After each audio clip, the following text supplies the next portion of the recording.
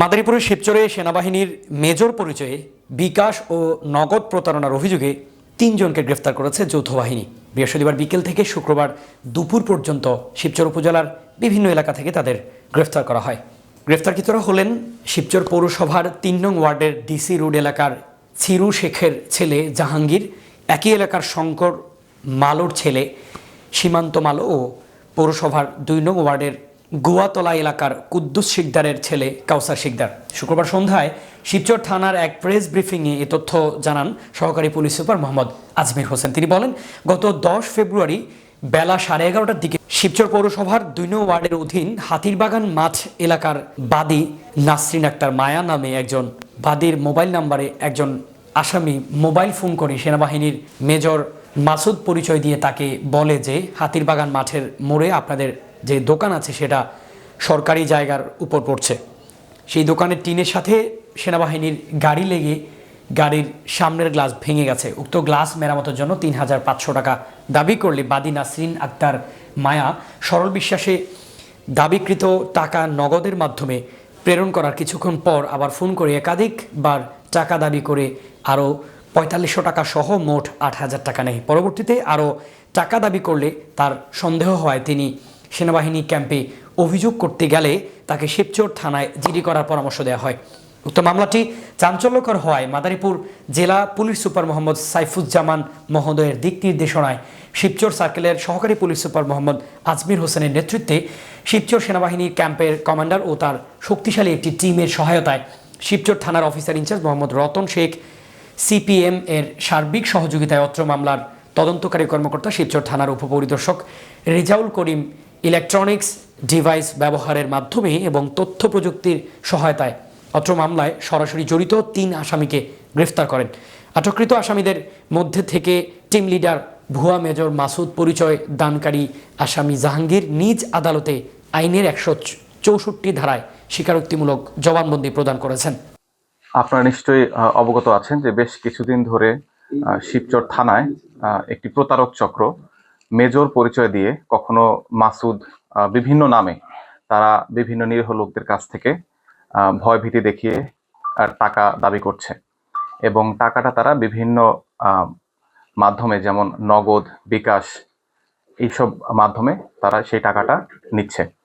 তো ইদানিং আমরা গত নভেম্বর থেকে এই ধরনের বেশ কিছু অভিযোগ পেয়ে আসছি।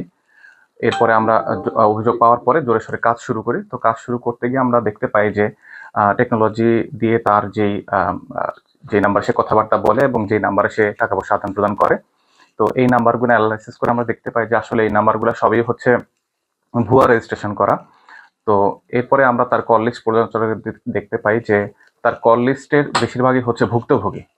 তো তাকে চিনবে এরকম আসলে কেউ থাকে না। সে কারণে আমাদের আসলে এই মূল হোতাটা আইডেন্টিফাই করতে বেশ বেগ পেতে হয়। তো এর মধ্যে আমরা তার বিকাশ এবং নগদ স্টেটমেন্ট অ্যানালাইসিস করে আমরা ওইখান থেকে একটা সূত্র পাই। সূত্র পাওয়ার পরে আমরা একটি 2 জনকে প্রথমে আটক করি। এই 2 জনের নাম হচ্ছে সীমান্ত মালো ও কাউসার শিকদার। আটক করার পরে এরপরে আমরা তাদের দেওয়া তথ্যের ভিত্তিতে এবং তথ্য প্রযুক্তির সহায়তায় মূল হোতা, যিনি বিভিন্ন সময়ে সেনাবাহিনীর মেজর মাসুদ পরিচয় দিয়ে বিভিন্ন নিরীহ লোকের কাছ থেকে অর্থ দাবি করতেন এবং নগদ এবং বিকাশের মাধ্যমে অর্থ গ্রহণ করতেন, তো তাকেও আমরা তথ্য প্রযুক্তির সহায়তায় আটক করতে সমর্থ হই। তো এরপরে আমাদের একজন ভিকটিম, উনি হচ্ছে নাসরিন আক্তার।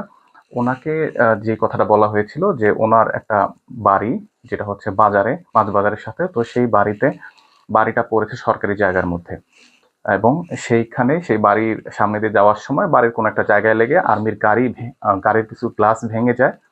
তো এইটা গ্লাসটা মেরামত করতে কিছু টাকা তাকে দিতে হবে।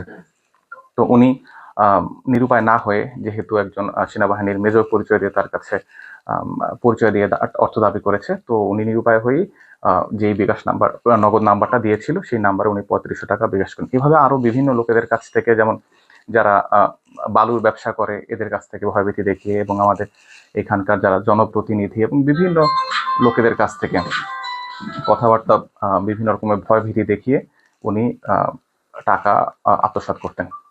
তিনজনের কথা বলেছি আপনাদেরকে, তিনজনকে আমরা আটক করেছি। তো আমাদের নজরদারিতে আরো দুই একজন আছে, তাদেরকেও আমরা খুব শীঘ্রই অ্যারেস্ট করব। অভিযান চালিয়েছি, টেকনোলজিক্যালি যে আমাদের বিশ্লেষণ করা দরকার সেটা করেছে এবং আসামি গ্রেফতার করেছে। আমাদের সাথে সেনাবাহিনীও আমাদেরকে এই ব্যাপারে হেল্প করেছে এবং আসামি ধরার ক্ষেত্রেও কিন্তু তারা আমাদেরকে বেশ সহায়তা করেছে। আমরা কোনো অভিযোগ পেলে অবশ্যই সেটাকে গুরুত্বের সাথে নিয়ে যত ধরনের বিশ্লেষণ আছে সেটা করে আসামি শনাক্ত করা এবং গ্রেফতার করার চেষ্টা করব। এবং এরপরেও যদি কোনো কিছু থাকে এরকম অভিযোগ, এটার পরেও থাকতে পারে, আমরা আহ্বান জানাবো আমাদের কাছে অভিযোগ জমা দেবেন, আমরা যথাযথ আইনগত ব্যবস্থা নেব।